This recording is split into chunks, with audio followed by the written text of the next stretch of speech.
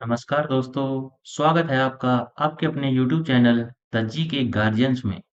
तो दोस्तों, जैसा कि आप लोग जानते हैं, ये अपनी हिस्ट्री की क्लास है और यहाँ पे हम आज पढ़ेंगे मौर्य साम्राज्य। जी हाँ दोस्तों, देखिए मौर्य साम्राज्य आज हम कंप्लीट कवर करने वाले हैं। ये अपनी क्लास 8 है दोस्तों। ठीक है दोस्तों, तो बिना किसी टाइम को वेस्ट किए चलिए दोस्तों आगे बढ़ते हैं। तो दोस्तों, जैसा कि आपको स्क्रीन पे दिखाया गया है, ये आपके आज की क्लास में टॉपिक रहने वाले हैं।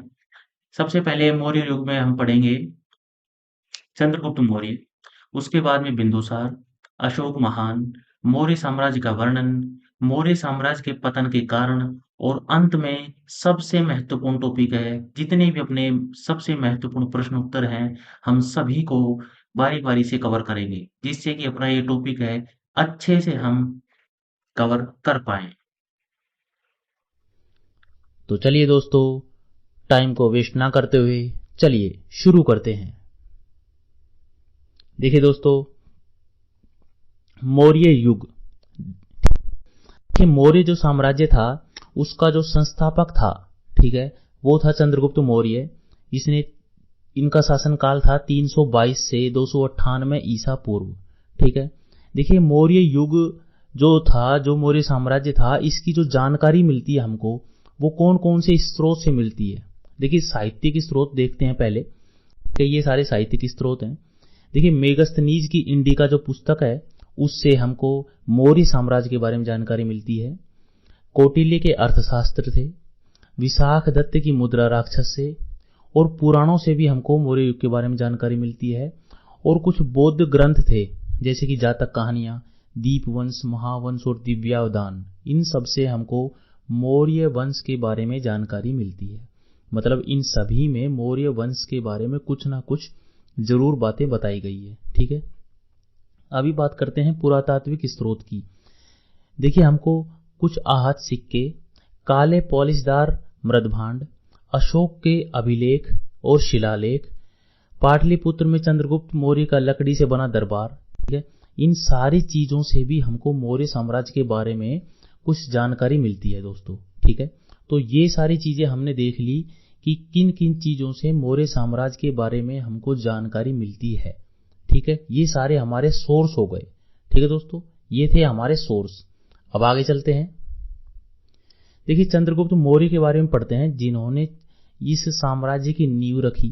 ठीक है, देखिए चंद्रगुप्त मौर्य के गुरु थे चाणक्य। हम सब जानते हैं चाणक्य चंद्रगुप्त मौर्य के गुरु थे। देखिए चाणक्य ने जिस कार्य के लिए चंद्रगुप्त को तैयार किया था, वो दो मुख्य उद्देश्य क्या क्या थे। देखिए पहला था यूनानियों के विदेशी शासन से देश को मुक्त कराना। ठीक है, देखिए हम जानते हैं कि उस टाइम पे जैसे मतलब सिकंदर हो गया, फिर सेल्यूकस हो गया, तो ये भारत के ऊपर जो ये यूनानी थे ना, ये भारत के ऊपर आक्रमण करने की योजना बना रहे थे।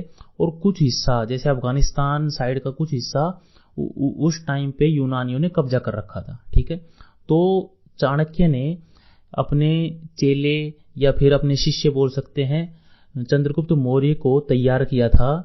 पहला तो ये उद्देश्य था कि वह यूनानियों से देश को आजाद कराए, और दूसरा ये था जो नंद थे, जो नंद वंश था भारत में, उनको जो घृणित और अत्याचारपूर्ण शासन था उसको समाप्त करे वो। ठीक है, तो ये दो उद्देश्य थे। देखिए कुछ पॉइंट पढ़ लेते हैं हम। देखिए जो चाणक्य का अर्थशास्त्र था ना, ठीक है, चाणक्य की पुस्तक है जो चाणक्य ने लिखी है, जिसका नाम अर्थशास्त्र है, उसकी तुलना मैकियावेली के प्रिंस से की जाती है। ठीक है, इसको आप इस लाइन को सीधा सीधा अच्छे से दिमाग में उतार लीजिएगा, क्योंकि एग्जाम में ये काफी बार आ चुकी है। ठीक है, देखिए चाणक्य की सहायता से गणानंद को मार दिया था चंद्रगुप्त मौर्य ने, और मौर्य वंश की स्थापना कर दी। ठीक है, तो एग्जाम में ये सीधा क्वेश्चन पूछा जा सकता है कि किस शासक को मार के चंद्रगुप्त मौर्य ने मौर्य वंश की स्थापना की, तो किसको मारा था? घनानंद को। ठीक है, देखिए ब्राह्मण परंपराओं की अगर बात करें तो इसके अनुसार जो चंद्रगुप्त मौर्य की मां थी ना, जिसका नाम मूरा था, ठीक है, वो एक शूद्र जाति की महिला थी। ठीक है, ब्राह्मण परंपराएं तो ये कहती हैं कि जो चंद्रगुप्त मौर्य की जो मां थी वो शूद्र थी, मतलब कि चंद्रगुप्त मौर्य शूद्र था। ठीक है, जो ब्राह्मण परंपराएं हैं वो तो चंद्रगुप्त मौर्य को बता रही हैं कि चंद्रगुप्त मौर्य एक शूद्र था, जबकि जो बौद्ध परंपराएं हैं वो कहती हैं कि चंद्रगुप्त मौर्य क्षत्रिय कुल का था। ठीक है, तो मोस्टली इसी को करेक्ट माना जाता है। ठीक है, कि जो चंद्रगुप्त मौर्य था वो एक क्षत्रिय कुल का था। लेकिन अगर एग्जाम में इस प्रकार से क्वेश्चन आ जाए कि ब्राह्मण परंपराओं के अनुसार क्या माना गया है चंद्रगुप्त मौर्य को, तो हमारा उत्तर सही होगा शूद्र। ठीक है दोस्तों, आगे चलते हैं। देखिए जो सर विलियम जोन्स हैं, ठीक है, इन्होंने सैंड्रोकोटस को पहचान दी है चंद्रगुप्त मौर्य से। ठीक है, एक व्यक्ति है, इसको हम कोई अंग्रेज विद्वान मान सकते हैं। इन्होंने कहा है कि जो सैंड्रोकोटस जो नाम है ये चंद्रगुप्त मौर्य का ही नाम है। ठीक है दोस्तों, और जो स्ट्रैबो है, ठीक है, इनके अनुसार चंद्रगुप्त मौर्य का उपनाम है पालिब्रोथम। ठीक है, या पाटलिपुत्रक। ठीक है, तो हमको ये दोनों को ये याद रखना है। देखिए दो नाम और दिए गए हैं चंद्रगुप्त मौर्य को। सर विलियम जोन्स ने दिया है सैंड्रोकोटस। ठीक है, सैंड्रोकोटस नाम दिया है। देखिए नाम दिया होने से मतलब है कि ये जो इतिहासकार है ना सर विलियम जोन्स, इन्होंने काफी सारी रिसर्च की उस चीज के ऊपर, और इन्होंने पाया है कि जिस समय में चंद्रगुप्त मौर्य शासन करता था तो वहीं के कुछ स्रोतों के अनुसार से एक नाम उजागर हुआ है जिसका नाम था सैंड्रोकोटस। ठीक है, तो इन्होंने ये समझा है कि जो सैंड्रोकोटस था वही चंद्रगुप्त मौर्य है। ठीक है, उन्होंने ये कहा है कि जो चंद्रगुप्त मौर्य है वही सैंड्रोकोटस है, और स्ट्रैबो ने कहा है कि जो चंद्रगुप्त मौर्य है वही पालिब्रोथम है। ठीक है, इसको थोड़ा याद रखना है। देखिए आगे चलते हैं। 305 ईसा पूर्व में चंद्रगुप्त मौर्य ने सिकंदर के बाद जो शासक बना था सेल्यूकस निकेटर, ठीक है, तो उसको हरा दिया था। तो हमको ये याद रखना है सिकंदर के बाद में शासक कौन बना था। ये जो सेल्यूकस निकेटर है ये चंद्रगुप्त मौर्य से हार चुका था। ठीक है, और कौन सी ईस्वी में हारा था ये 305 ईस्वी में, ईसा पूर्व में, 305 ईसा पूर्व में। ठीक है दोस्तों, आगे चलते हैं। देखिए उसने पश्चिमी उत्तर भारत को सेल्यूकस से मुक्त करा दिया। ठीक है, और 500 हाथी देकर पूर्वी अफगान, बलूचिस्तान और सिंध के पश्चिमी क्षेत्र पर अपना कब्जा कर लिया। ठीक है, और इसके परिणाम स्वरूप जो सेल्यूकस की पुत्री थी जिसका नाम हेलिना था, ठीक है, उसका विवाह किससे हो गया, चंद्रगुप्त मौर्य से। तो ये पहला अंतरराष्ट्रीय विवाह माना जाता है। ठीक है, इसको हम ये बोल सकते हैं। देखिए हमको याद रखना है कि सेल्यूकस निकेटर को हरा दिया था चंद्रगुप्त मौर्य ने, और उसकी पुत्री से शादी कर ली थी चंद्रगुप्त मौर्य ने जिसका नाम हेलिना था। ठीक है दोस्तों, और ये जो विवाह हुआ था ना, इस वैवाहिक संबंध का उल्लेख एक कवि थे एपियानस। ठीक है, कवि एपियानस ने अपने ग्रंथ में किया है। ठीक है दोस्तों, आगे चलते हैं। देखिए चंद्रगुप्त मौर्य ने अपने जीवन के जो अंतिम समय था ना, ठीक है, उसमें जैन धर्म की दीक्षा ले ली थी। ठीक है, और जीवन के इस चरण में जैन मुनि थे जिनका नाम था भद्रबाहु। ठीक है दोस्तों, ये हमने पढ़ा है, जैन धर्म जब हमने पढ़ा था तो उसमें अच्छे से पढ़ा था भद्रबाहु।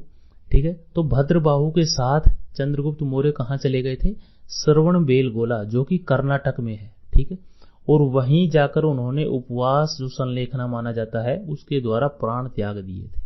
ठीक है दोस्तों, जैन धर्म की दीक्षा ले ली चंद्रगुप्त मौर्य ने अपने जीवन के अंतिम सालों में। ठीक है, जब उनके जीवन का अंतिम साल उनको लगा कि अभी मेरी मृत्यु निकट है, तो उन्होंने जैन धर्म की दीक्षा ले ली। किसके साथ में, किसकी शरण में आके, जैन मुनि भद्रबाहु के साथ में। ठीक है, और उसके साथ में वो कहाँ चले गए, श्रवणबेलगोला में, कर्नाटक में, और वहीं जाके अपने प्राण त्याग दिए।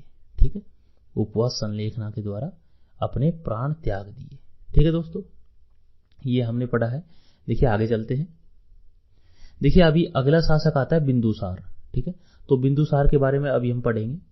देखिए बिंदुसार ने शासन किया था 298 से 273 ईसा पूर्व तक। ठीक है, बिंदुसार के जो नाम है ना, इसको आपको अच्छे से याद रखना है क्योंकि सीधे एग्जाम में पूछा जाता है कि अमित्रघात किस शासक का उपनाम था। ठीक है, या किस शासक का नाम अमित्रघात बताया गया है। तो अन्य नाम में हमको सारे याद रखने हैं। बिंदुसार के नाम थे, एक तो अमित्रघात, एक मद्रसार और एक सिंहसेन। ये तीनों नाम बताए गए हैं बिंदुसार के। ठीक है, देखिए जो बिंदुसार था ना, वो एक आजीवक संप्रदाय, जो हमने पढ़ा था, आजीवक संप्रदाय का अनुयायी था। ठीक है, इसकी सभा में 500 सदस्यों की मंत्री परिषद थी। ठीक है, जिसका प्रधान खल्लाटक होता था। ठीक है, देखिए जो बिंदुसार था वो राजा था। ठीक है, और उसकी सभा में एक मंत्री परिषद थी जिसमें टोटल करीब 500 सदस्य होते थे, और उन 500 सदस्यों के ऊपर एक प्रधान होता था जिसका नाम, मतलब जिसके पद का नाम खल्लाटक कहा गया है। ठीक है, देखिए इसके अतिरिक्त राधागुप्त और सुबंधु नाम के मंत्री का नाम मिलता है, जो बिंदुसार के जो शासन में कार्य करते थे। ठीक है, और आगे चलकर जो राधागुप्त था वो सम्राट अशोक के समय में प्रधानमंत्री बने थे। ठीक है, देखिए सम्राट जो बिंदुसार थे उनके मंत्रिमंडल में काम करने वाले एक व्यक्ति थे जिनका नाम था राधागुप्त। ठीक है, ये उस समय में मंत्री थे, लेकिन बिंदुसार के बाद जब उनका बेटा सम्राट अशोक राजा बनता है तो उस समय में राधागुप्त थे, ये प्रधानमंत्री बनते हैं। ठीक है, मतलब मंत्रियों के प्रधान। ठीक है, तो ये थोड़ा हमको याद रख लेना है, राधागुप्त। ठीक है दोस्तों, अभी जो पढ़ेंगे ये सबसे इंपॉर्टेंट है बिंदुसार के जीवन से। ठीक है, इस पे काफी बार क्वेश्चन आ चुका है, तो इसको आप अच्छे से याद कर लीजिएगा। देखिए जो यूनानी शासक था एक एंटियोकस प्रथम। ठीक है, उससे जो बिंदुसार के अच्छे कूटनीतिक संबंध थे। ठीक है, एंटियोकस ने दरबार में डायमेकस नाम का दूत भेजा था। किसके पास में डायमेकस दूत आया था? बिंदुसार के पास में। देखिए एंटियोकस ने भेजा था डायमेकस को। ठीक है, और डायमेकस था एक दूत। कहां पे आया ये? बिंदुसार के दरबार में। ठीक है, देखिए एंटियोकस से बिंदुसार ने 3 चीजें मांगी थी। जो अपना बिंदुसार था उसने बोला कि एंटियोकस मेरे दोस्त, मेरे को 3 चीजें दे दो। ठीक है, कौन कौन सी? एक तो मीठी मदिरा। ठीक है, मदिरा मतलब शराब, तो मीठी शराब, एक सूखी अंजीर और एक दार्शनिक। ठीक है, दार्शनिक कोई जैसे कोई मतलब विद्वान लोगों की कोई पुस्तक टाइप से होती है। ठीक है, एक दार्शनिक, एक सूखी अंजीर और एक मीठी मदिरा, ये 3 चीजें मांगी थी। तो एंटियोकस ने दार्शनिक नहीं दिया, मदिरा दे दी और सूखी अंजीर दे दी। ठीक है, ये दार्शनिक नहीं दिया था एंटियोकस ने। ठीक है, ये बात हमको याद रखनी है। देखिए आगे चलते हैं। जो बौद्ध धर्म का ग्रंथ है दिव्यावदान, उसके अनुसार तक्षशिला में एक बार विद्रोह हो गया था। ठीक है, तो बिंदुसार ने किसको भेजा था उस विद्रोह को खत्म करने के लिए? अपने पुत्र अशोक को, अशोक महान। ठीक है, अशोक को भेजा था तक्षशिला के विद्रोह को दबाने के लिए। ठीक है, उस समय में अशोक उज्जैन का वायसराय था, ये याद रखना है। ठीक है, देखिए तक्षशिला में जब विद्रोह हुआ तो अशोक जो कि बिंदुसार का बेटा था वो उज्जैन का वायसराय था। ठीक है, लेकिन उज्जैन से बुलाया बिंदुसार ने अशोक को और कहां भेज दिया था? तक्षशिला में, विद्रोह को दबाने के लिए। ठीक है दोस्तों, ये बात थोड़ी याद रखिएगा, ये भी इंपॉर्टेंट बनता है एग्जाम के पॉइंट ऑफ व्यू से। देखिए आगे चलते हैं। ऐतिहासिक दस्तावेज बताते हैं कि बिंदुसार की मृत्यु 270 ईसा पूर्व में हुई। ठीक है, लेकिन एक लेखक है उपिंदर सिंह, वो कहते हैं कि बिंदुसार की मृत्यु करीब 273 ईसा पूर्व में हुई। जबकि एक दूसरे लेखक हैं अलेन डेनिलोव, वो मानते हैं कि उनकी मृत्यु 274 ईसा पूर्व में हुई थी। ठीक है, तो आपको खाली ये लेखक के हिसाब से कौन से लेखक क्या मानता है वो याद रखने की जरूरत नहीं है, सीधा बता रहे हैं। आप खाली इतना याद रखिएगा नॉर्मल कि बिंदुसार की मृत्यु 270 ईसा पूर्व में हो गई थी। ठीक है, 270 भी ठीक माना जाता है और 273 भी ठीक माना जाता है। ठीक है दोस्तों, ये कभी एग्जाम में ना पूछा गया है, ना कभी पूछा जाएगा कि बिंदुसार की मृत्यु कब हुई थी। ठीक है, खाली आप इतना याद रखिए कि उनका शासनकाल था करीब करीब 298 से 273 ईसा पूर्व तक। ठीक है दोस्तों।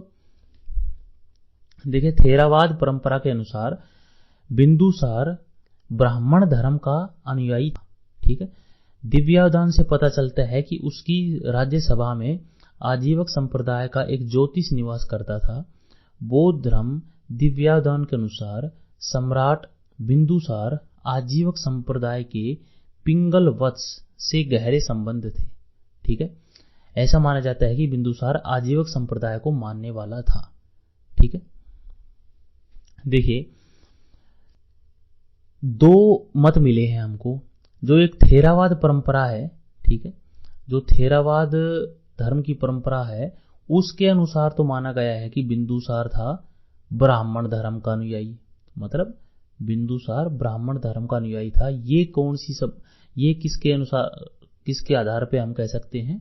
ये थेरावाद परंपरा के अनुसार। ठीक है, और जबकि जो बौद्ध धर्म का दिव्यावदान ग्रंथ है उसके अनुसार हमको पता चलता है कि जो बिंदुसार थे वो आजीवक संप्रदाय को मानने वाले थे। ठीक है, तो ये दोनों हमको याद रखने हैं। ब्राह्मण धर्म को मानने वाला था बिंदुसार, किसके अनुसार? थेरावाद परंपरा के अनुसार।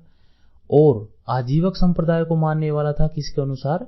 दिव्यावदान के अनुसार। ठीक है दोस्तों, देखिए आगे चलते हैं। देखिए अभी में आते हैं अशोक महान। ठीक है, अशोक महान जिनका शासनकाल 273 से 232 ईसा पूर्व माना गया है। ठीक है, देखिए अशोक के बारे में ये एक मतलब बात कही जाती है कि उन्होंने अपने से बड़े भाई सुसीम की हत्या कर दी थी। ठीक है, और टोटल कुल मिला के अपने 99 भाइयों को मारा था। ठीक है, मतलब ये कह सकते हैं कि अशोक से बड़े एक भाई थे सुसीम, और उनसे छोटे थे करीब 98 भाई।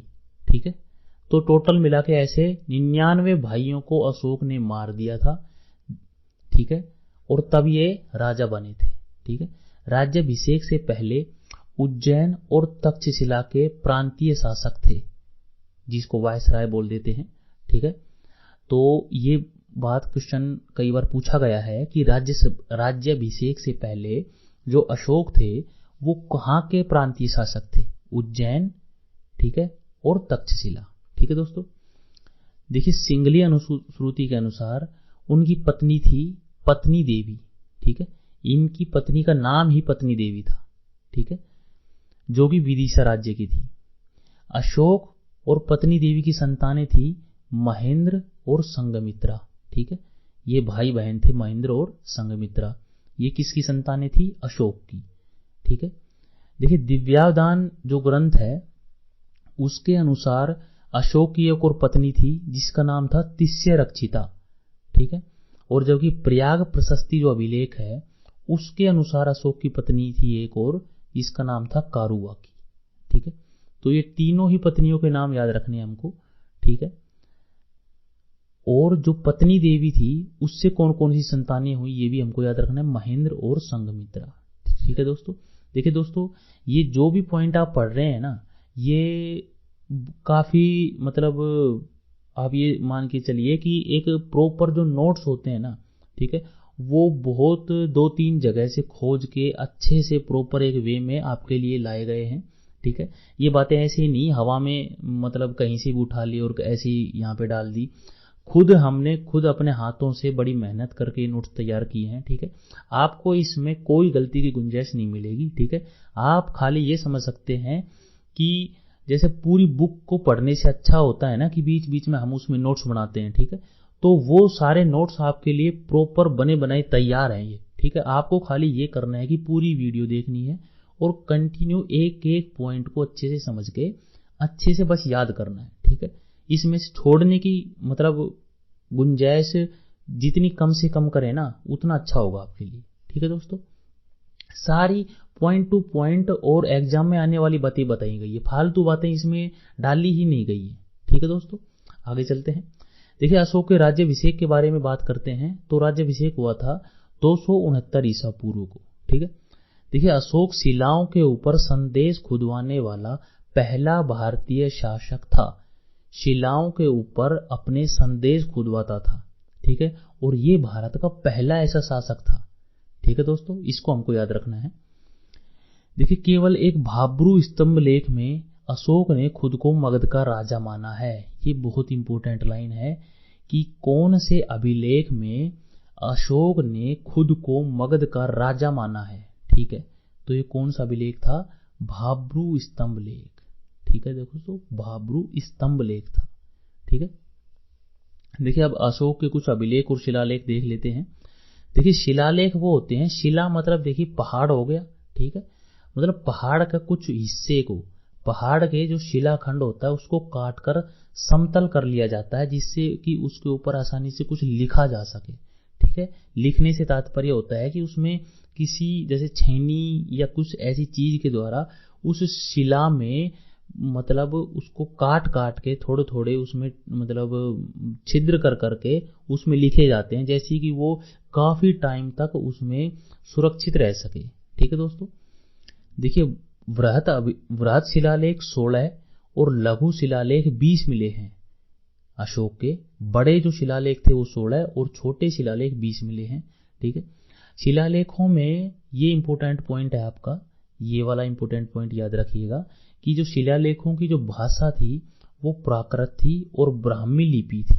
ठीक है, भाषा कौन सी थी? प्राकृत, और लिपि कौन सी थी? ब्राह्मी। ठीक है दोस्तों, देखिए जो मुख्य शिलालेख थे वो 14 ही माने गए हैं। ठीक है, 14 जो मुख्य शिलालेख थे वो थे।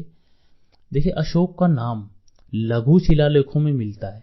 ठीक है, यह पहला राजा था जिसने शिलालेखों के माध्यम से जनता से संवाद किया था। ठीक है, ऐसा ये पहला राजा था अशोक जो शिलालेखों के माध्यम से जनता से संवाद करता था। ठीक है, देखिए मोस्टली जो अशोक की शिलालेख है ना वो ब्राह्मी लिपि में लिखे गए हैं। ठीक है, लेकिन कुछ ऐसे शिलालेख हैं जो खरोष्ठी लिपि में भी लिखे गए हैं। देखिए हमने पढ़ा था पिछली क्लास में कि जो ब्राह्मी लिपि होती है वो ऐसे बाएं से दाएं लिखी जाती है, जबकि जो खरोष्ठी लिपि होती है वो ऐसे दाएं से बाएं लिखी जाती है। ठीक है, देखिए पाकिस्तान के शाहबाजगढ़ी, मानसेहरा और में प्राकृत भाषा व खरोष्ठी लिपि में लिखे गए अभिलेख मिले हैं हमको। खरोष्ठी लिपि के अभिलेख कहाँ मिले हैं? मानसेहरा और शहबाजगढ़ी, जो कि पाकिस्तान में पड़ते हैं। ठीक है दोस्तों, इतना क्लियर हो गया, आगे चलते हैं। देखिए जो 13वां शिलालेख है ना अशोक का, ये इंपॉर्टेंट है। ठीक है, क्योंकि इसमें कलिंग राज्य के प्रति जो नीति अपनाई थी अशोक ने उसके बारे में बताया गया है। ठीक है, विदेशी राजाओं का उल्लेख दूसरे, 5वें और 13वें शिलालेख में किया गया है और दक्षिण के राज्यों का उल्लेख किया गया है दूसरे और 13वें शिलालेख में। देखिए इसमें खाली आप ये याद रखिएगा, जो हाईलाइट कर रखा है अपन ने आपकी सहूलियत के लिए, कि जो 13वां शिलालेख था वो सबसे इंपॉर्टेंट इसलिए माना जाता है कि उसमें जो कलिंग की जो लड़ाई लड़ी थी अशोक ने, उसके प्रति जो नीति अपनाई थी वो सारी बातें 13वें शिलालेख में है। ठीक है, स्तंभ लेख पूछा गया है एग्जाम में। स्तंभ लेख अशोक के 7 स्तंभ लेख माने जाते हैं। ठीक है, उनमें से मुख्य थे सासाराम रूपनाथ, भाब्रू जो कि बैराट राजस्थान में पड़ता है, मास्की, गुर्जरा और गोवी मठ आदि। ठीक है, मेन ये शिलालेख स्तंभ लेख थे। ठीक है, टोटल स्तंभ लेख अशोक के हैं 7।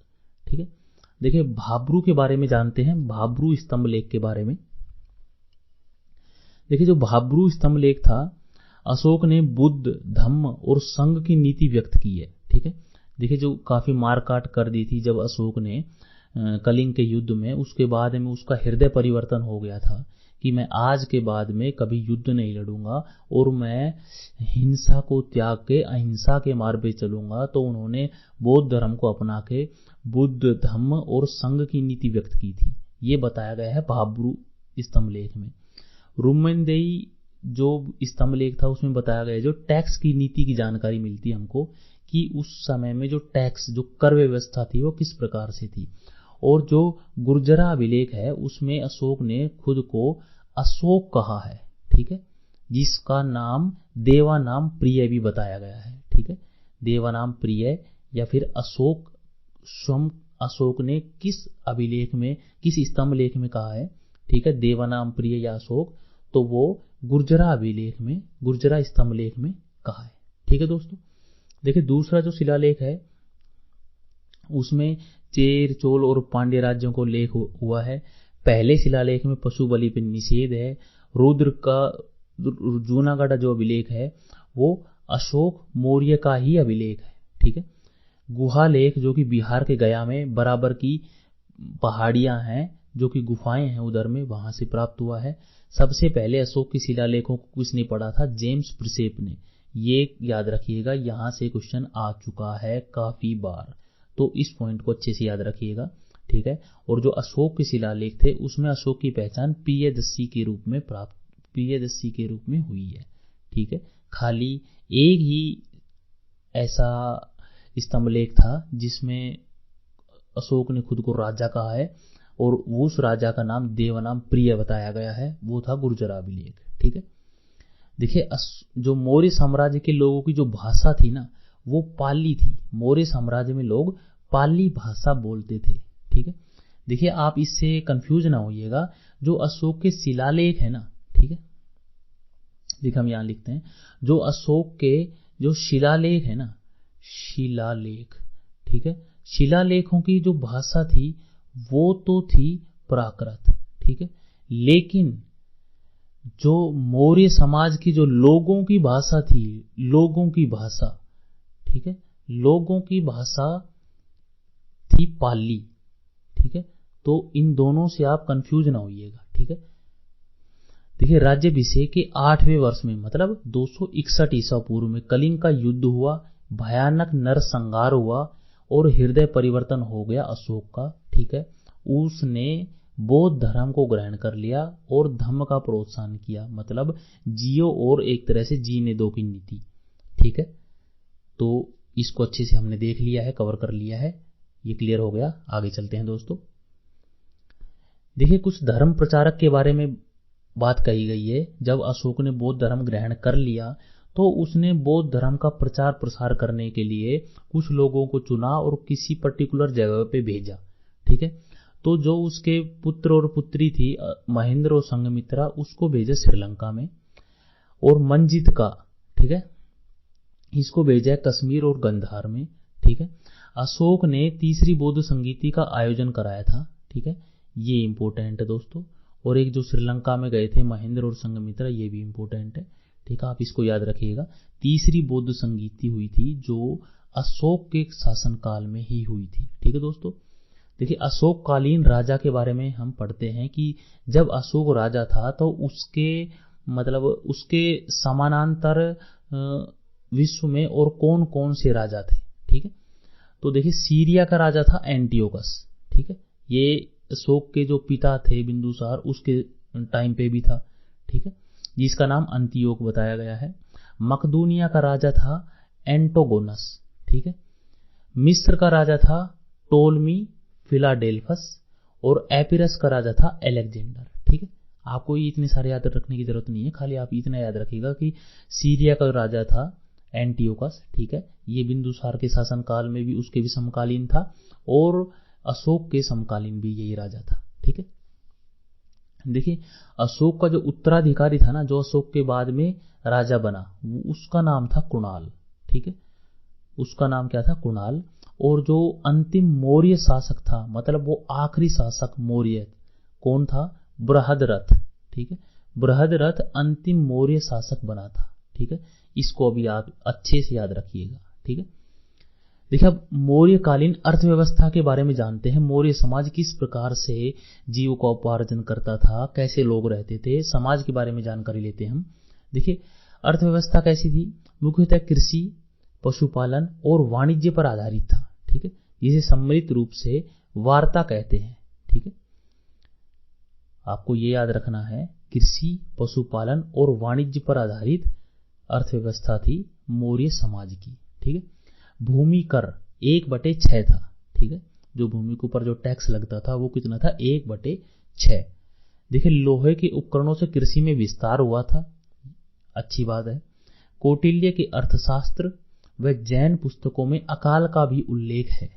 ठीक है, देखिए मौर्य जो समाज था ना, मौर्यकालीन समाज था, ठीक है, उस समय में एक अकाल पड़ा था और उस अकाल का उल्लेख कहाँ कहाँ किया गया है।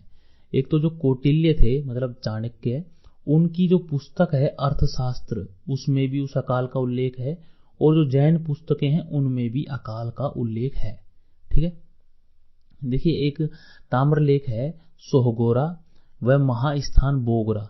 इन अभिलेखों में अकाल के दौरान किए गए उपाय के बारे में बताया गया है। ठीक है, चंद्रगुप्त के जो अधिकारी थे पुष्यगुप्त, उन्होंने सुदर्शन झील का निर्माण कराया। ठीक है, इसको आप इम्पोर्टेंट कर लीजिएगा, हमने अलग से इसको हाईलाइट कर रखा है।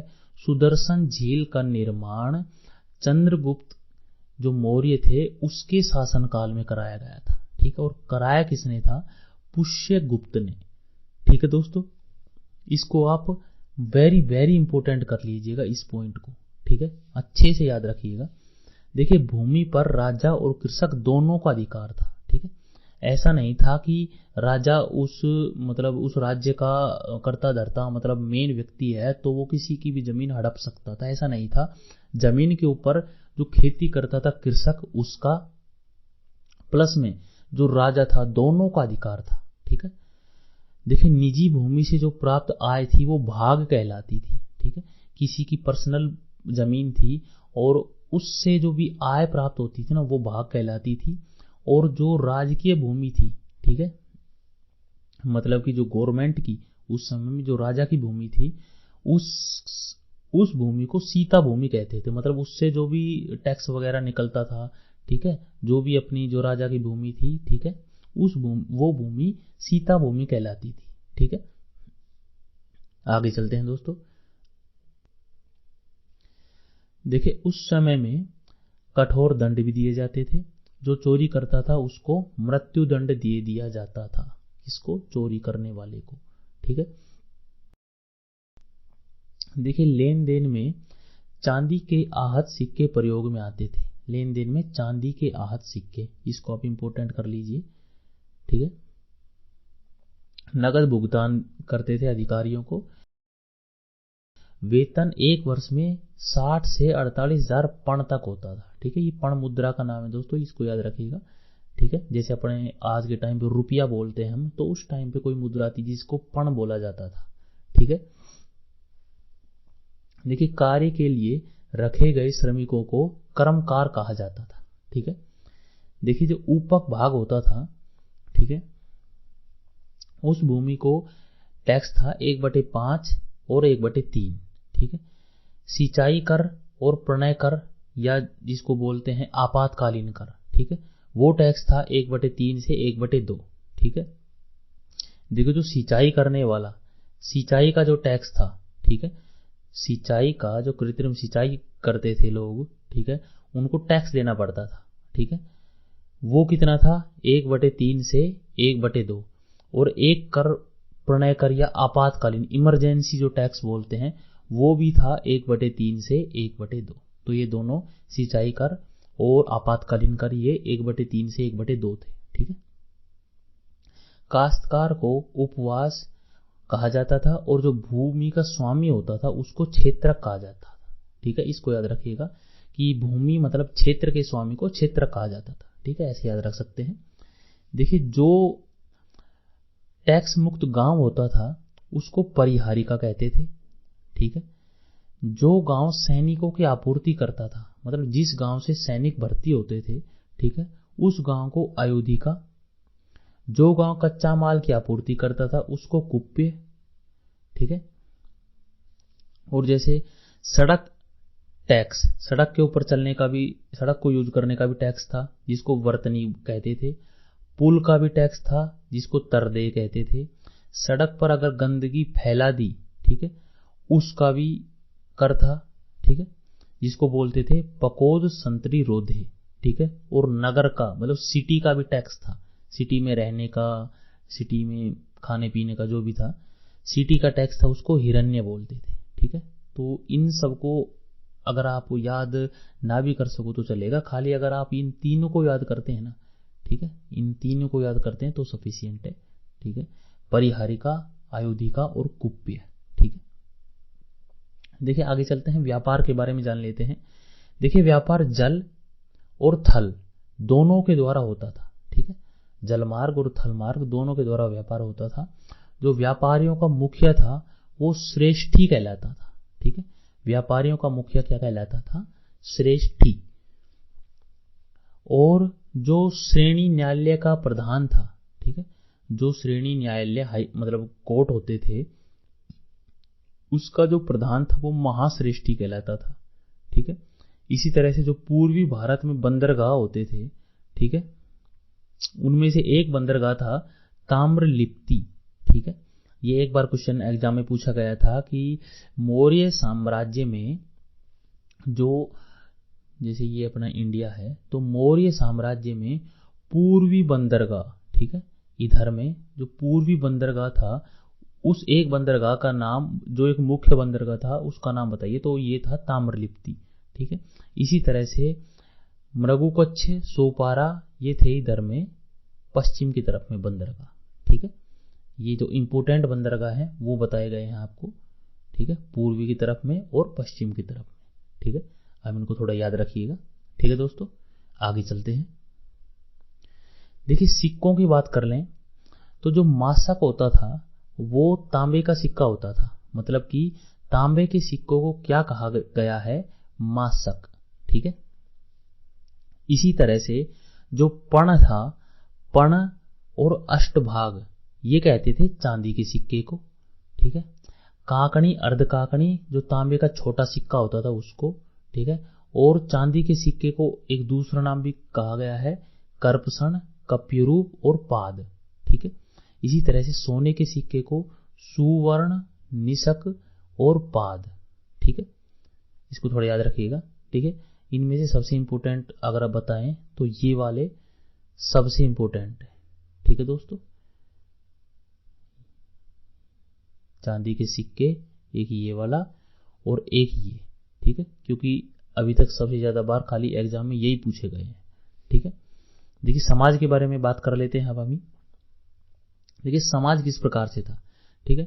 समाज 4 वर्गों में विभाजित था, ठीक है। वही 4 वर्ग, ब्राह्मण, क्षत्रिय, वैश्य, शूद्र, ठीक है। दास भी थे समाज में।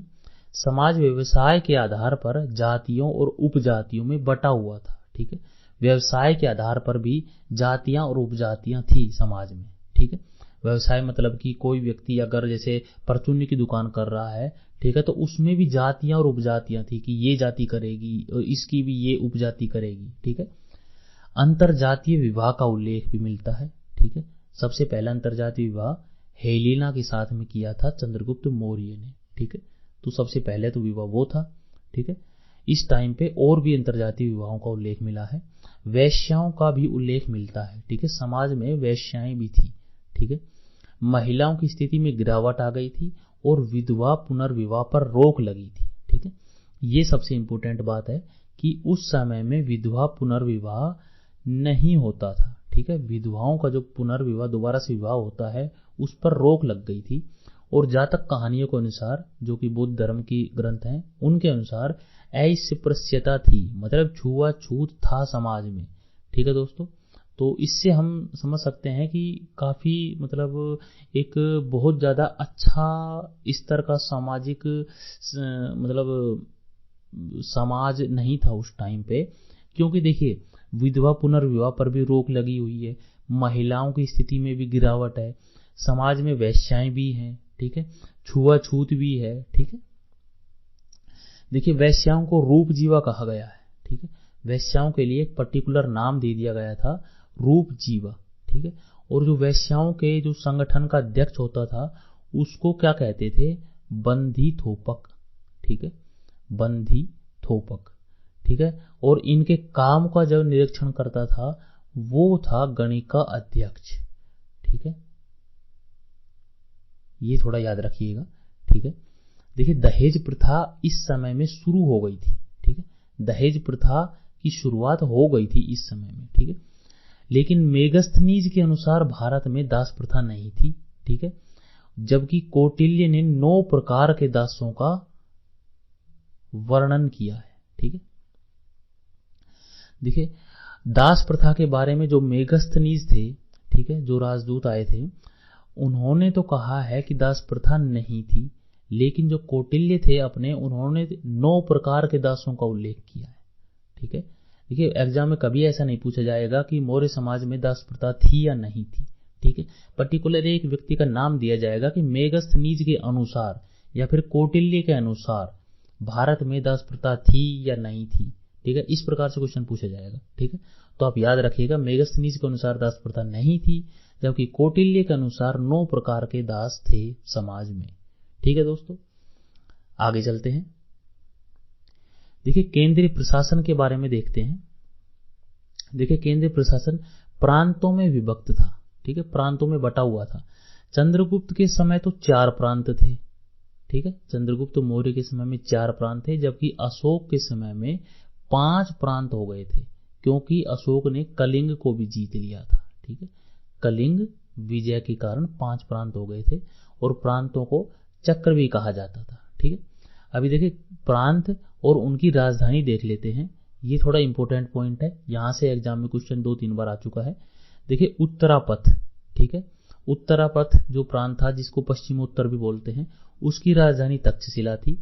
इसी तरह से दक्षिणापथ की राजधानी सुवर्णगिरी, अवंती जो कि पश्चिमी प्रांत था उसकी राजधानी उज्जैन, मध्य प्रदेश की राजधानी पाटलिपुत्रा, और इसी तरह से कलिंग की राजधानी तोशाली बताई गई, ठीक है दोस्तों। आगे चलते हैं, देखिए जो मौर्य साम्राज्य था ना, वो जो मौर्य प्रशासन था वो किस तरह से, मतलब बड़ी से छोटी संस्था में किस कौन कौन सी संस्थाएं थी। जैसे अभी के देश में, अभी के टाइम पे हम बात करें कि भारत में जैसे सबसे बड़ा है जैसे देश, फिर राज्य, फिर जिला, ठीक है, उसी प्रकार से फिर नगर पालिका वगैरह, फिर ग्राम हो गया, फिर सबसे छोटा परिवार हो गया, ठीक है। इस तरह से क्या क्या था उस समय में, देखिए सबसे बड़ा साम्राज्य था, ठीक है। देखिए आपके लिए बिल्कुल सहूलियत से हमने बड़ा आकार करके फिर छोटा आकार करके अच्छे से समझाया है, जिससे आपको अच्छे से समझ में आ जाए। साम्राज्य, फिर उससे छोटा प्रांत या जिसको चक्र भी बोलते थे, फिर मंडल, फिर आहार या विषय, फिर स्थानीय, द्रोणमुख, खारवाटिक, संग्रहण, और सबसे छोटा जो इकाई थी, सबसे छोटी इकाई, उसको ग्राम कहते थे, ठीक है। देखिए जो विषय आहार थे ना, विषय या आहार, ठीक है, ये डिस्ट्रिक्ट को बोला जाता था, ठीक है।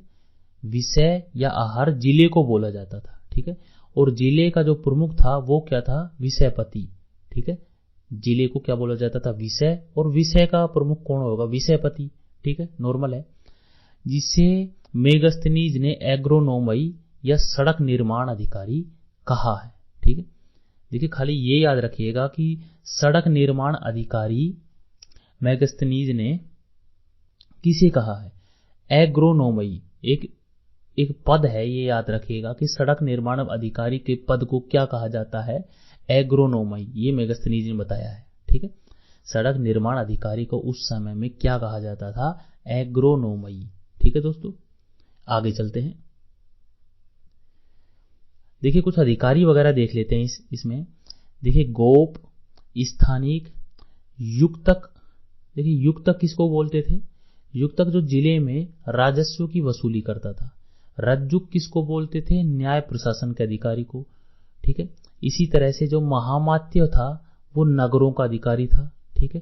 प्रांतपति, और सबसे बड़ा अधिकारी राजा, ठीक है, सबसे बड़ा अधिकारी राजा, ठीक। देखिए अभी हमने जो हाईलाइट किए हैं ना, ठीक है, जो बोल्ड में है, इनको आप पक्का याद रखिएगा, ठीक है। अगर बाकी के कुछ छोड़ भी देते हैं तो चलेगा, लेकिन इनको चारों को आप पक्का 100% थोड़ा याद रखिएगा। देखिए आग्रामात्य बोलते हैं प्रधानमंत्री को, ठीक है। सौवर्णिक बोलते हैं जो टकसाल का प्रमुख होता था उसे। महामात्य सर्प गुप्तचर विभाग को, ठीक है। और एस्ट्रोनोमई जो अधिकारी होता था उसको, नगर का अधिकारी, ठीक है। देखिए क्योंकि एग्जाम में सीधा क्वेश्चन इस प्रकार से आता है कि बताइए मौर्य साम्राज्य में सौवर्णिक किसे कहा जाता था, ठीक है। तो हमको बताना पड़ेगा जो टकसाल का प्रमुख था उसे सौवर्णिक कहा जाता था। इस प्रकार से आपको ये याद करना पड़ेगा, ठीक है दोस्तों। देखिए न्याय व्यवस्था की अगर बात करें, जो सम्राट था ना, ठीक है, सम्राट मतलब कि राजा, ठीक है, वो राजा ही सर्वोच्च और अंतिम न्यायाधीश था, ठीक है। उससे बड़ी कोई अदालत नहीं थी, ठीक है। वो सभी न्यायाधीश मतलब सभी अदालतों का, ये मतलब सबसे बड़ा उसी को बोल सकते हैं, ठीक है। उससे बड़ा कोई न्यायाधीश नहीं था, ठीक। देखिए 2 प्रकार की अदालतें थी, एक धर्मस्थीय और एक कंटक शोधन, ठीक है। मतलब जैसे दीवानी और फौजदारी जिनको बोलते हैं, ठीक है। जो धर्म स्थीय थी उसका जो प्रमुख था वो कहलाता था व्यावहारिक, ठीक है। और जो कंटक शोधन थी उसका प्रमुख प्रदेष्टा कहलाता था, ठीक है। देखिए एक जनपद का न्यायाधीश बताया गया है जिसको रज्जुक बोला जाता था, ठीक है। जो जनपद होते हैं अपने, उन जनपदों का न्यायाधीश रज्जुक को कहा जाता था, ठीक है। देखिए आगे चलते हैं। गुप्तचर व्यवस्था, गुप्तचर का प्रमुख हमने पढ़ा था महामात्य सर्प कहलाता था, ठीक है। एक ही स्थान पर रहकर काम करने वाला गुप्तचर, ठीक है, उसको कहते थे संस्था। भ्रमणशील गुप्तचर को संचारा, विदेशों में जो नियुक्त गुप्तचर था उसको उभय वेतन, और गुप्तचरों को गूढ़ पुरुष भी कहा जाता था, ठीक है। गुप्तचरों को गूढ़ पुरुष भी कहा जाता था, ठीक है। देखिए इनमें खाली आप इसको याद रखिएगा, महामात्य सर्प को, बाकी याद रखने की कोई जरूरत नहीं है, ठीक है। इसको पक्का याद रखिएगा, ठीक है दोस्तों। देखिए दोस्तों हमने यहाँ पे हर एक पॉइंट टू पॉइंट लिया है, कोई पॉइंट छोड़ा नहीं है, ठीक है। इसीलिए आपको थोड़ा ऐसा लग रहा होगा कि थोड़ा बोरिंग टाइप का लग रहा होगा, ठीक है दोस्तों, क्योंकि काफी सारे नाम ऐसे हैं जो थोड़े अटपटे से हैं और वो आपको थोड़े आसानी से याद नहीं होंगे, तो इसीलिए हम बता रहे हैं जो इम्पोर्टेंट है पहले आप उनको अच्छे से याद कर लीजिए। उसके बाद जैसे एक दो बार वीडियो को और देखेंगे तो बाकी के नाम भी आपको धीरे धीरे अच्छे से याद हो जाएंगे, ठीक है दोस्तों। आगे चलते हैं। देखिए स्थानीय प्रशासन की बात करते हैं। स्थानीय प्रशासन जो प्रांत की इकाइयां थी वो कौन कौन सी थी? देखिए विश, अहर और जिला, ठीक है। इसी प्रकार से सीता अध्यक्ष किसको कहते थे? जो कृषि के काम को देखने वाला अधिकारी था उसको सीता अध्यक्ष बोलते थे। युक्ता अधीनस्थ राजस्व अधिकारी को, प्रादेशिक मुख्य राजस्व अधिकारी को, स्थानिक स्थानीय शासन का प्रमुख, पोतवाध्यक्ष माप तोल का प्रमुख, नवाध्यक्ष जहाजरानी विभाग का प्रमुख और ग्रामणी गांव का प्रमुख। ये आपको इम्पोर्टेंट डबल स्टार कर लेना है। इनमें से कम 2 से 3 बार क्वेश्चन आ चुका है, ठीक है। कि प्रादेशिक या फिर जैसे ग्रामीणी, ठीक है, सीता अध्यक्ष, ये जो सबसे इम्पोर्टेंट है हमने पहले ही हाईलाइट करके दिए हैं आपके लिए, ठीक है। इन चारों को तो आप पक्का याद कर लीजिएगा, बाकी अगर नहीं भी होते हैं तो उनको छोड़ सकते हैं, लेकिन इन चारों को अच्छे से एक बार याद कर लीजिएगा, ठीक है। देखिए और अंत में हम देखते हैं कि जो मौर्य साम्राज्य था उस ऐसा क्या हुआ कि उसका पतन हो गया, कौन कौन से कारण थे, ठीक है। देखिए अत्यधिक केंद्रीकरण और जटिल नौकरशाही, ठीक है। देखिए जटिल नौकरशाही से मतलब है कि उस साम्राज्य में राजा के द्वारा हर जगह पे, देखिए आपने कितने सारे अधिकारी देखे हैं, ठीक है, हर काम को करने के लिए किसी न किसी व्यक्ति को लगा रखा है, ठीक है। मतलब एक तरह से आप इसको बोल सकते हैं कि अत्यधिक नौकरशाही, मतलब कि हर छोटे से छोटे काम के लिए एक व्यक्ति को नौकर की तरह से लगा रखा है, ठीक है। और अशोक ने धर्म प्रचार में अत्यधिक पैसा लगा दिया था, जिससे वित्तीय संकट पैदा हो गया। देखिए अशोक ने जब बौद्ध धर्म को ग्रहण कर लिया था तो उसने बौद्ध धर्म के प्रचार प्रसार के लिए अत्यधिक हद से ज्यादा मतलब पैसा वैसा लगाया था उसमें, ठीक है। और जो सहिष्णुता और अहिंसा की भावना थी ना, ठीक है, वो सैनिकों में आ गई, और जिससे कि उनकी जो लड़ने की प्रवृत्ति होती है ना एक सैनिक की, उसमें कमी आ गई। मतलब सैनिक लड़ना ही नहीं चाहते थे, ठीक है। और अशोक के जो उत्तराधिकारी थे वो अयोग्य हुए, ठीक है। मौर्य सेना के जो कमांडर थे पुष्यमित्र शुंग, ठीक है, उसने जो अंतिम मौर्य शासक था बृहद्रथ, ठीक है, उसकी हत्या कर दी और 185 ईसा पूर्व में शुंग वंश की स्थापना कर दी, ठीक है। और इस तरह से मौर्य साम्राज्य का मतलब दी एंड पतन हो जाता है, ठीक है दोस्तों। और मौर्य साम्राज्य के पतन के साथ ही अपनी ये जो थ्योरी है ना, ये थ्योरी एंड होती है, लेकिन अभी से हम क्वेश्चन आंसर करेंगे इसके, ठीक है, अपने क्वेश्चन आंसर करेंगे, जिससे कि हम इसको अच्छे से अच्छा मतलब कंठस्थ, मतलब एक ही साथ में थ्योरी के साथ में जब क्वेश्चन आंसर करेंगे तो अच्छे से अपने दिमाग में बैठ जाएगा, ठीक है दोस्तों। तो बिना किसी देरी के अपन क्वेश्चन आंसर को शुरू करते हैं। आप कंटिन्यू एक एक क्वेश्चन का आंसर बताइएगा, ठीक है। आप वीडियो को पॉज करके भी क्वेश्चन का आंसर बता सकते हैं, ठीक है दोस्तों। क्लास को पूरी देखिएगा, अभी हम क्वेश्चन नंबर 1 से शुरू करते हैं। ठीक है, देखिए क्वेश्चन नंबर 1 है दोस्तों कि निम्नलिखित में से किसकी तुलना मैकियावेली के प्रिंस से की जाती है। ठीक है, तो हमने पढ़ा था कि जो कौटिल्य का अर्थशास्त्र था उसकी तुलना मैकियावेली के प्रिंस से की जाती है, तो ऑप्शन नंबर बी ठीक हो जाएगा। ठीक है दोस्तों, देखिए आगे चलते हैं। निम्नलिखित में से सम्राट अशोक की वह पत्नी कौन थी जिसने उसको सबसे ज्यादा प्रभावित किया था। ठीक है दोस्तों, कौन सी पत्नी थी? चंडालिका, चारुलता, गौतमी या कारुआकी। ठीक है, तो सबसे ज्यादा प्रभावित करने वाली उसकी पत्नी थी कारुआकी, इसको हमको याद रखना है। ठीक है दोस्तों, ऑप्शन नंबर डी ठीक हो जाएगा। क्वेश्चन नंबर 3 करते हैं। देखिए बिंदुसार ने विद्रोहियों को कुचलने के लिए अशोक को कहाँ भेजा? देखिए यह हमने पढ़ा था, तो आप ऑप्शन देख सकते हैं, स्वर्णगिरी, तक्षशिला, उज्जैन या वैशाली। अशोक कहाँ गया था? ठीक है, तो हमने पढ़ा था दोस्तों, तक्षशिला भेजा गया था अशोक को। ऑप्शन नंबर बी ठीक हो जाएगा। ठीक है दोस्तों, आगे चलते हैं।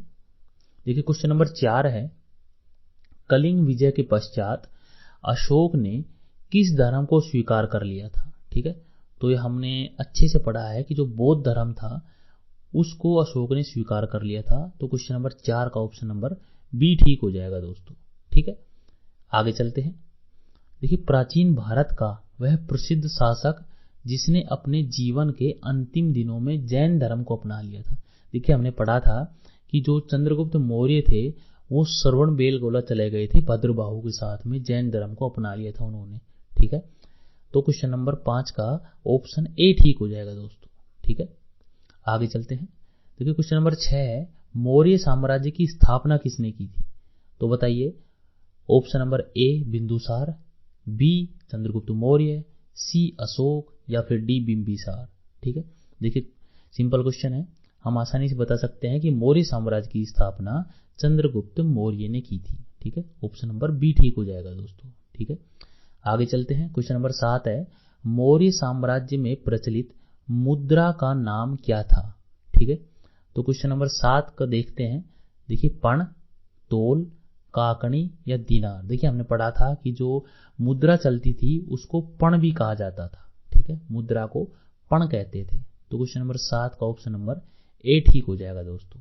ठीक है, आगे चलते हैं दोस्तों। देखिए क्वेश्चन नंबर 8 है, मालवा, गुजरात और महाराष्ट्र किस शासक ने पहली बार जीते थे?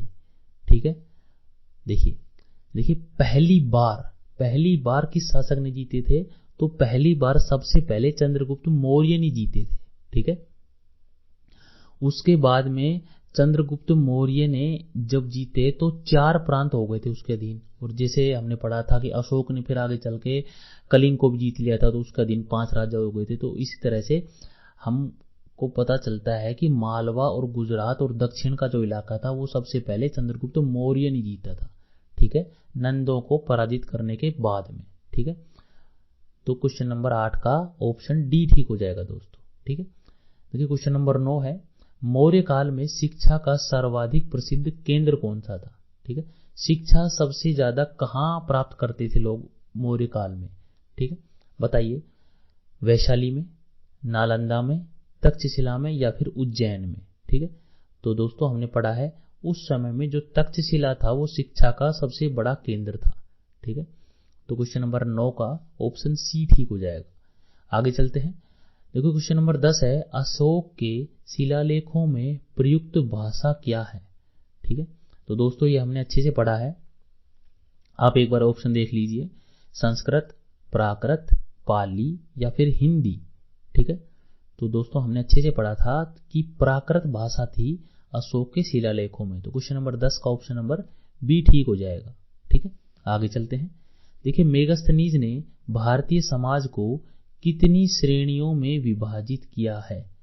ठीक है, तो देखिए इसको थोड़े याद रखिएगा कि जो मेगास्थनीज था, ठीक है, उसने 7, क्वेश्चन नंबर 11 का ऑप्शन नंबर डी ठीक हो जाएगा, 7 श्रेणियों में भारतीय समाज को बांटा था। ठीक है दोस्तों, 7 श्रेणियों में। ठीक है, इसको याद रखिएगा। आगे चलते हैं। देखिए क्वेश्चन नंबर 12 है कि पाटलिपुत्र को किस शासक ने सबसे पहले अपनी राजधानी बनाई थी? ठीक है, तो पाटलिपुत्र को सबसे पहले अपनी राजधानी उदयन ने बनाया था, ये हमने पढ़ा था पिछली क्लास में। ठीक है, आगे चलते हैं। क्वेश्चन नंबर 13 है कि बराबर जहानाबाद की जिस जिले में पड़ती है, बराबर की गुफाओं का उपयोग किसने आश्रय गृह के रूप में किया था? ठीक है, तो क्वेश्चन नंबर 13 का ऑप्शन नंबर ए ठीक हो जाएगा।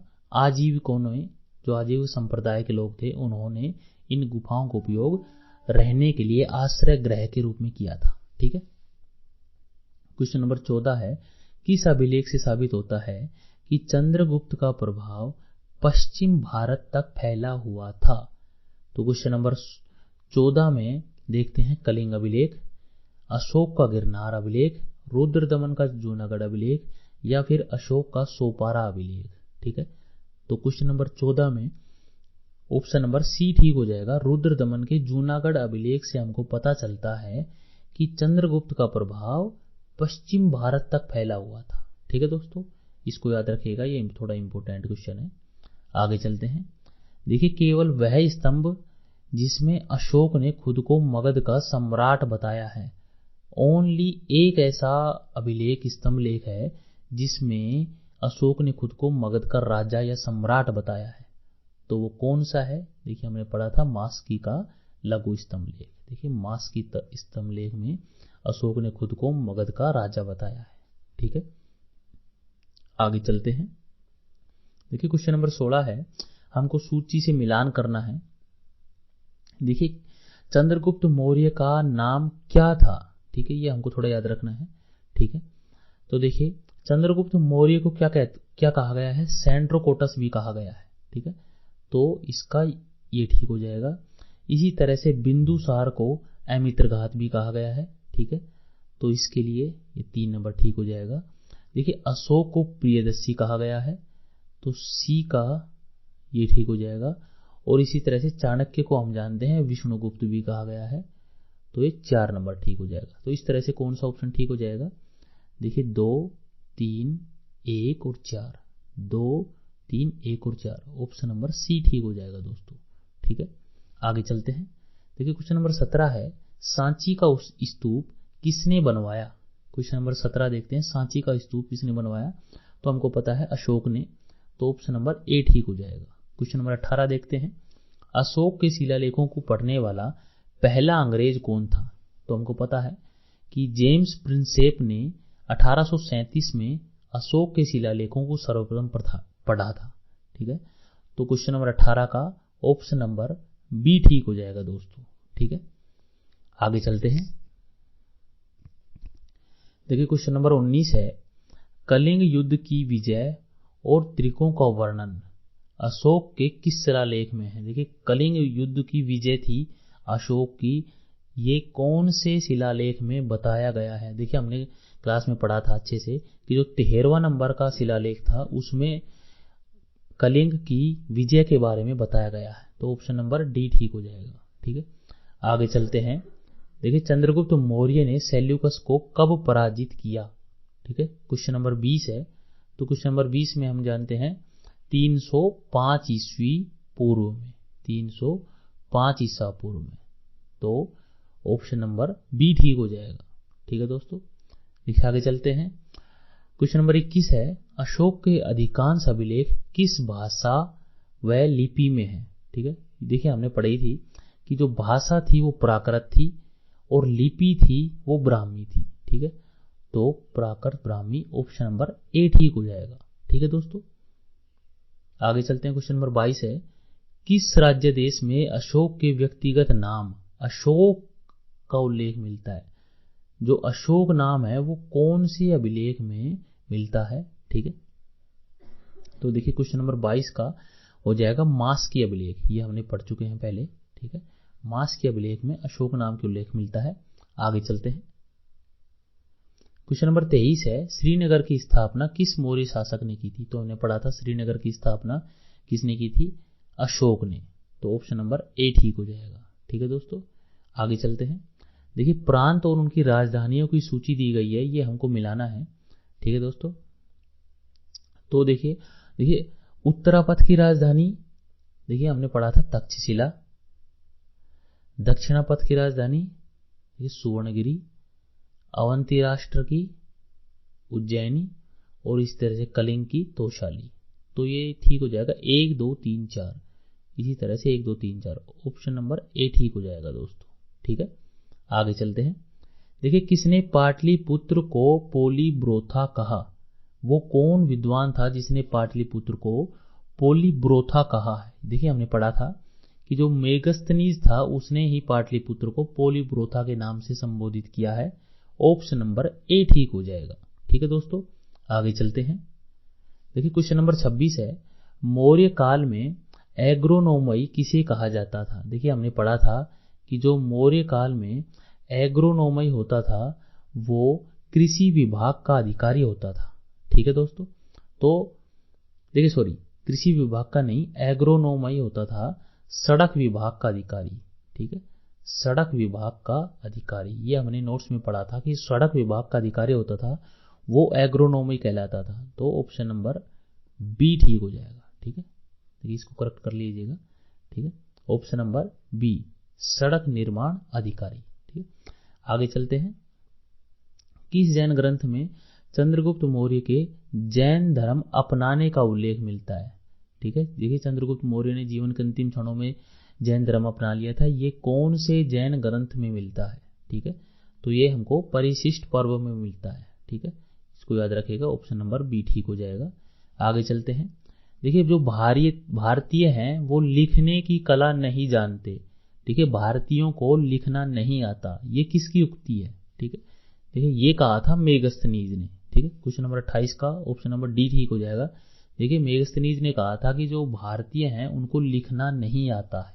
ठीक है, इसको याद रखिएगा। क्वेश्चन नंबर 29 है, किस मौर्य सम्राट ने एक विदेशी राजा जो सीरिया के थे, उनका नाम था एंटियोकस प्रथम, उनसे अंजीर, शराब और दार्शनिक भारत भेजने का आग्रह किया था? ठीक है, तो देखिए हमने पढ़ा था अच्छे से कि जो बिंदुसार थे उन्होंने सीरिया के राजा एंटियोकस से शराब, अंजीर और दार्शनिक मंगवाए थे। ठीक है, जिसके बदले में शराब और अंजीर तो उनको मिल गई थी लेकिन दार्शनिक नहीं प्राप्त हुआ था। ठीक है, तो वो राजा थे बिंदुसार। क्वेश्चन नंबर 29 का ऑप्शन बी ठीक हो जाएगा। ठीक है, आगे चलते हैं। क्वेश्चन नंबर 30 है, बिंदुसार की मृत्यु के समय अशोक किस प्रांत का गवर्नर था या वायसराय था? ठीक है, तो क्वेश्चन नंबर 30 देखते हैं हम। इसका ऑप्शन देख लीजिए, उज्जैन, तक्षशिला, सुवर्णगिरी या तोशाली। तो हमने पढ़ा था उज्जैन का शासक था, उज्जैन का गवर्नर था उस समय में बिंदुसार की मृत्यु के समय में अशोक। तो ऑप्शन नंबर ए ठीक हो जाएगा। ठीक है दोस्तों, देखिए क्वेश्चन नंबर 31 है, किन अवरोही क्रम में मौर्य प्रशासन के अधिकारियों का नाम बताना है? देखिए, अवरोही क्रम मतलब कि बड़े से छोटा क्रम। ठीक है, तो क्वेश्चन नंबर 31 देखते हैं। क्वेश्चन नंबर 31 में देखिए, सबसे बड़ा इनमें है प्रादेशिक राज्यों और युक्तक में प्रादेशिक मतलब प्रदेश का, पूरा प्रदेश का अधिकारी। ठीक है, सबसे बड़ा प्रादेशिक हो जाएगा, फिर उसके बाद में राज्युक और सबसे लास्ट में युक्तक। ठीक है दोस्तों, तो क्वेश्चन नंबर 31 का ऑप्शन ए ठीक हो जाएगा। ठीक है, आगे चलते हैं। मौर्य काल में सीता से क्या तात्पर्य? देखिए, हमने पढ़ा था कि जो सीता हो वो राजकीय जो भूमि थी उससे जो कि इनकम वगैरह होती है, ठीक है, उसको बोलते हैं। ठीक है, तो जो ऑप्शन नंबर सी है वो ठीक हो जाएगा। ठीक है, क्वेश्चन नंबर 32 हो गया। क्वेश्चन नंबर 33 देखते हैं कि अशोक ने श्रीलंका में बौद्ध प्रचार के लिए किसे भेजा था? देखिए, हमने पढ़ा था जो उसके पुत्र थे और पुत्री थी, महेंद्र और संघमित्रा, उन दोनों को भेजा था। ठीक है, तो ऑप्शन नंबर सी ठीक हो जाएगा, ए और बी दोनों। ठीक है, आगे चलते हैं। देखिए, क्वेश्चन नंबर 34 है, अशोक के मानसेहरा और शाहबाजगढ़ी जो कि पाकिस्तान में उसके शिलालेख हैं, उनमें कौन सी लिपि का प्रयोग किया गया है? देखिए, हमने पढ़ा था अशोक की जो हर एक शिलालेख है उसमें अशोक के द्वारा ब्राह्मी लिपि का प्रयोग किया गया है, लेकिन जो मानसेहरा और शहबाजगढ़ी है इसमें खरोष्ठी लिपि का प्रयोग किया गया है। तो क्वेश्चन नंबर 34 का ऑप्शन नंबर ए ठीक हो जाएगा। ठीक है, आगे चलते हैं। देखो, क्वेश्चन नंबर 35 है, कहां से अशोक के द्विभाषाई ग्रीक और अरमाइक अभिलेख प्राप्त हुए हैं? डबल भाषा के अभिलेख कहां से प्राप्त हुए हैं? तो ये हमको याद रखना है, कंधार से प्राप्त हुए हैं। ठीक है, क्वेश्चन नंबर 35 का ऑप्शन नंबर ए ठीक हो जाएगा। ठीक है, क्वेश्चन नंबर 36 है, किसके शासनकाल में डायमेकस भारत आया? डायमेकस राजदूत किस राजा के शासनकाल में भारत आया था? ठीक है, तो देखिए ये हमने पढ़ा था कि जो एंटियोकस प्रथम था उसका एक राजदूत था डायमेकस, ठीक है, और ये आया था बिंदुसार के शासनकाल में, ठीक है, बिंदुसार के दरबार में, ठीक है। तो क्वेश्चन नंबर 36 का ऑप्शन नंबर बी ठीक हो जाएगा। आगे चलते हैं। क्वेश्चन नंबर 37 है, निम्नलिखित अभिलेखों में से किसमें अशोक के नाम का उल्लेख हुआ है? ठीक है, तो हमने पढ़ा था कि जो गुर्जरा अभिलेख है उसमें अशोक के नाम का उल्लेख किया गया है। क्वेश्चन नंबर 37 का ऑप्शन ए ठीक हो जाएगा। आगे चलते हैं। देखिए क्वेश्चन नंबर 38 है, चंद्रगुप्त मौर्य के दरबार में भेजा गया यूनानी राजदूत का नाम क्या था? ठीक है, तो ये हमको अच्छे से पता है कि ऑप्शन नंबर 3 ठीक हो जाएगा। मेगस्थनीज आया था चंद्रगुप्त मौर्य के दरबार में, ठीक है। आगे चलते हैं। क्वेश्चन नंबर 39 है, शिलालेखों में किस राजा को देवा नाम प्रिय या प्रियदर्शी, जो कि जिसका मतलब होता है देवताओं को प्रिय, ये कहा गया है? ठीक है, ये हमने अच्छे से पढ़ा है कि जो अशोक है उसी का नाम प्रियदर्शी या देव नाम प्रिय बताया गया है। तो ऑप्शन नंबर 1 ठीक हो जाएगा। और आज का लास्ट क्वेश्चन है, क्वेश्चन नंबर 40 है, मौर्य वंश के बाद निम्नलिखित में से किसने मगध पर शासन किया? ठीक है, तो किसने मगध पर शासन किया था मौर्य वंश के बाद में? देखिए शुंग वंश आ गया था। पुष्यमित्र शुंग ने वृद्धरथ की हत्या कर दी थी, ठीक है, और शुंग वंश की स्थापना की थी। तो क्वेश्चन नंबर 40 का ऑप्शन 3 ठीक हो जाएगा। ठीक है दोस्तों, देखिए दोस्तों यहाँ पे अपनी क्लास आज की चैप्टर और क्वेश्चन समाप्त होते हैं, लेकिन आप अभी जाइएगा मत, आपको आपके लिए एक पॉइंट और बचा हुआ है अभी। देखिए हम जो नेक्स्ट क्लास करेंगे, अपनी जो नेक्स्ट क्लास होगी उसका टॉपिक हम अभी बता दे रहे हैं। जो अपना मौर्योत्तर काल होगा, मतलब मौर्य के बाद में आने वाला काल, ठीक है, मौर्य साम्राज्य के बाद में आने वाले काल, उसको हम 2 भागों में पढ़ेंगे, भाग 1 और भाग 2।